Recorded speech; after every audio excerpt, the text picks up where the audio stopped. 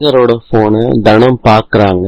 அப்ப சரவணனோட போட்டோ இருக்கு. அத பார்த்த உடனே பழைய ஞாபகம் வந்துருச்சு தனத்துக்கு. போனை சேகர் தேடுறாரு. தனம், இங்க என்ன பண்ற? போனை பாத்தியா தனம்? நான் எங்க பார்த்தேன்? தரையில இருந்து எடுக்கிறாரு சேகர். இது போதனும் பூமி முத்தலக சமாதானப்படுத்த முயற்சி பண்றப்ப தனம் சரவணனை தூக்கிட்டு போக முயற்சி பண்றாங்க. அது சொல்றாங்க, மீனாட்சிய என்கிட்ட இருந்து பிரிக்க மாட்டேன்னு நீங்க சொன்னீங்க, இப்பயும் நான் தடுக்கலங்க. நானு சொல்லல முத்தலகு. மீனாட்சியை தூக்கி உங்ககிட்ட கொடுக்கறதுக்கு எனக்கு ஃபர்ஸ்ட் உரிமையே இல்லைங்க. என் குழந்தையாவே நான் நினைக்கல. அஞ்சலி மேல உரிமை இருந்தாதாங்க மீனாட்சி மேல உரிமை வர முடியும். எனக்கு அஞ்சலி மேலேயே உரிமை இல்லையே, அப்புறம் எப்படி மீனாட்சி மேல வர முடியும்? முத்தலகு தனம் இத ஒரு சமயமா பயன்படுத்தி சரவணனை தூக்கிட்டு போறாங்க. 2 பேரும் தொடர்ந்து பேசுறாங்க.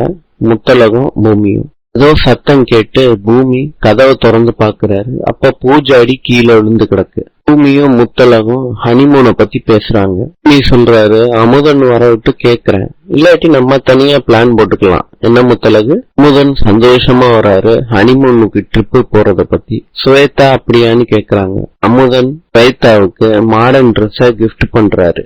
ஏலகிரி முழுக்க நம்ம ஃபன் பண்ண போறோங்கன்னு சொல்றாரு.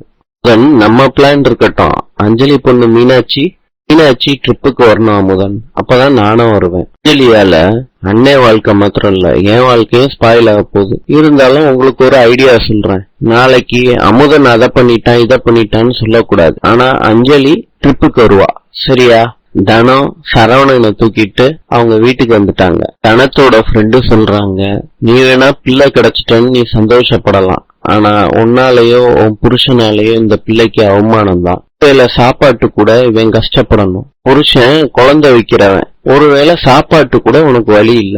எதை நினைச்சு இந்த பிள்ளைய தூக்கிட்டு வந்த?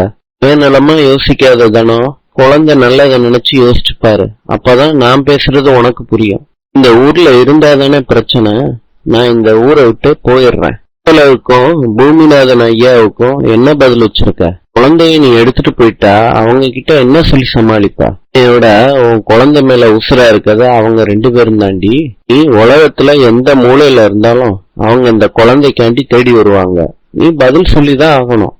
அவங்க குழந்தை இல்லைன்னு உனக்கு மாத்திரம்தான் தெரியும். அவங்களை பொறுத்த அளவுக்கு சரவணன் அவங்க பையன்தான். அதனால நீ எப்படி தவிச்சியோ அதே மாதிரி முத்தலகும் தவிக்கணுமா புள்ள?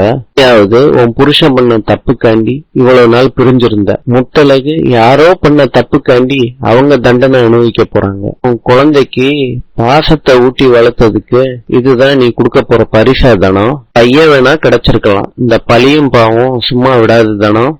முத்தலகு இன்று ஜப்பானின் தலைநகரம் டோக்கியோ. நாளை சந்திப்போம்.